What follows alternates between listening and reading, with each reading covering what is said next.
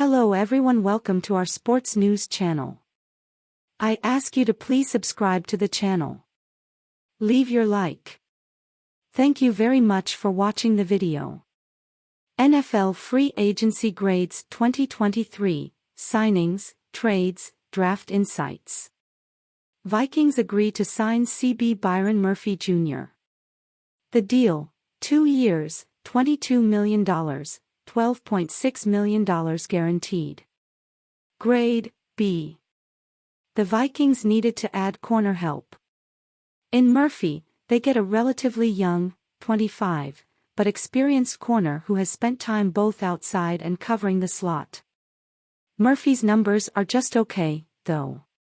He has allowed 1.2 or 1.3 yards per coverage per snap in every season of his career, in line with the outside corner average of 1.2 and slot corner average of 1.3, per NFL Next Gen Stats. This past season, he allowed negative EPA, -3, for the first season in his career. At $11 million per year, this isn't as good a deal as Cameron Sutton's contract with the Lions or James Bradberry's deal with the Eagles from an per-year standpoint. But because it's just a 2-year deal, I'm guessing this is really a 1-year commitment. I don't mind it as a low-risk maneuver. Even if not elite, a reliable corner is still a valuable addition, and Murphy's age means there is still some upside here, too. Walder. What this means for the 2023 draft, the addition of Murphy likely won't stop the Vikings from selecting another corner high in the draft. With only 5 picks in 2023, there are holes at wide receiver, defensive tackle, and cornerback. Deonte Banks, Maryland, Khalil Ringo, Georgia, and Emmanuel Forbes, Mississippi State, all make sense for Minnesota's man-heavy defensive scheme. Read. Buccaneers agree to sign QB Baker Mayfield. The deal, 1 year, $4 million, $8.5 million max value. Grade, C+. Let's start by acknowledging that the Bucs didn't really have any great options. Having no quarterback and no money isn't a great place to be, and the consequence of going all in with Tom Brady. It's fine, it was worth it. But here they are signing Mayfield, one of the least valuable players in the NFL last season. He finished last by some margin among qualifying quarterbacks with a 24.5 QBR. Long gone are the days of his reasonably efficient play when he was surrounded by talent in Cleveland.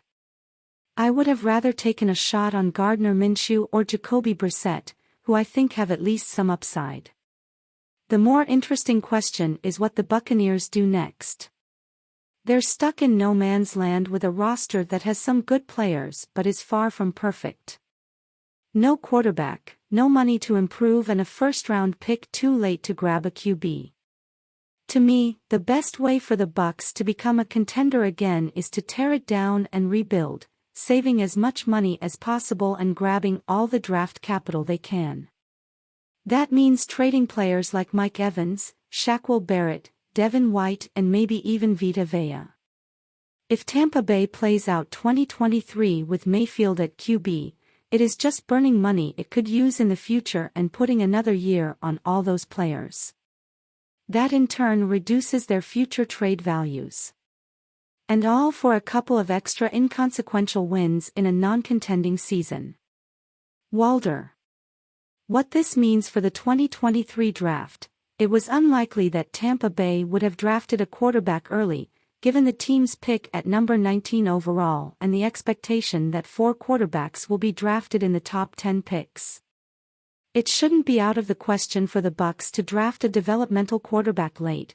Someone like Georgia's Stetson Bennett would be a fit. For the Rams, Mayfield's 2022 team, QB2, becomes a priority, and Fresno State's Jake Haener has a high ceiling as a backup and would be the type of on-time, rhythm-based passer that Sean McVay tends to prefer. Miller.